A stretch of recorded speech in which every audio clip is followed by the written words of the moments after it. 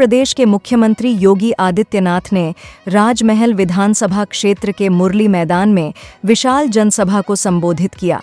साथ ही भाजपा प्रत्याशी अनंत कुमार ओंझा को मतदान करने की अपील किया।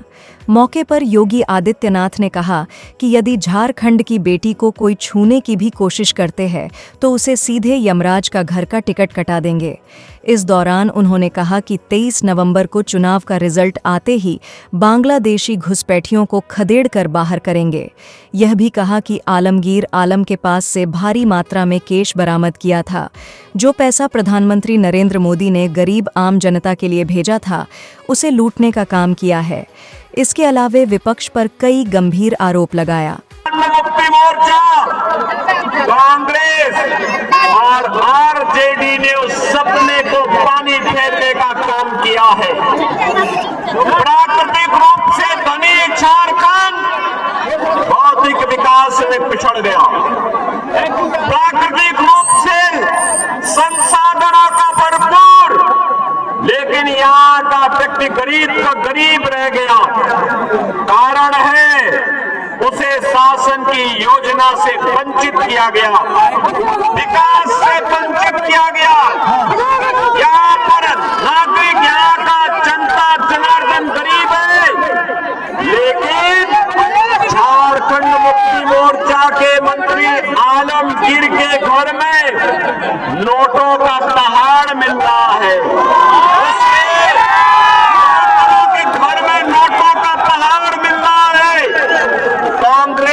सांसद के घर में नोटों का पहाड़ मिल रहा है। बहनों और भाइयों, क्या ये पैसा कांग्रेस का था? क्या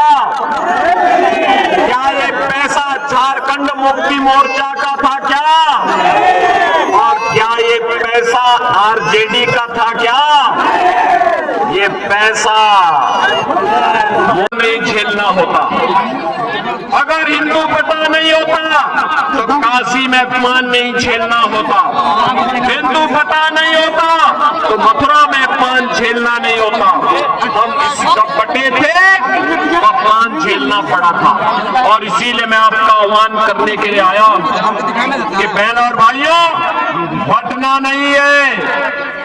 जाति के नाम पर बांटने वाले नेता समाज के दुश्मन है, देश के दुश्मन है। इनसे सावधान रहना है और सावधान रह करके एक भारत श्रेष्ठ भारत की परिकल्पना को साकार बनाने के प्रधानमंत्री मोदी जी के यहाँ आह्वान को आगे बढ़ाना है। विकसित भारत की परिकल्पना को आगे बढ़ाना है और विकसित भारत की इस परिकल्पना को आगे बढ़ाने के लिए आज मैं आपके बीच आया हूं आपसे कहने के लिए।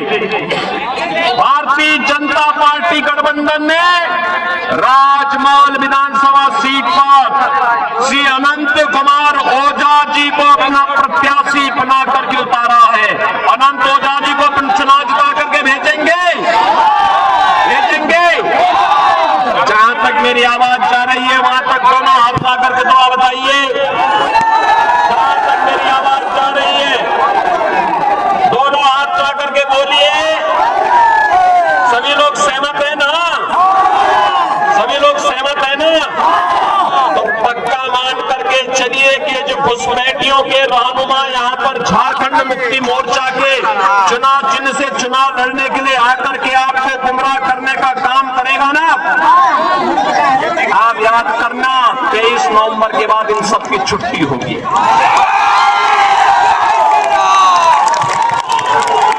23 नवंबर के बाद ये सबका हिसाब पक्का होगा। इन्होंने जितना लूटा है एक एक भाई का हिसाब होगा। और इसीलिए कहने के लिए मैं आया हूं, गौ हत्या बंद होगी, बेटी और व्यापारी की सुरक्षा की पुख्ता व्यवस्था होगी। गोगो दीदी योजना के अंतर्गत हर महिला को 2100 रुपए हर महीने प्राप्त होंगे। 21 लाख परिवारों को एक एक आवास उपलब्ध होगा।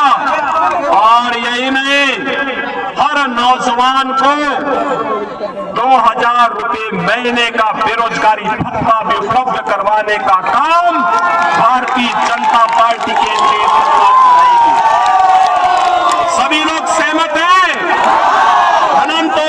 को भारी बहुमत से विजयी बना के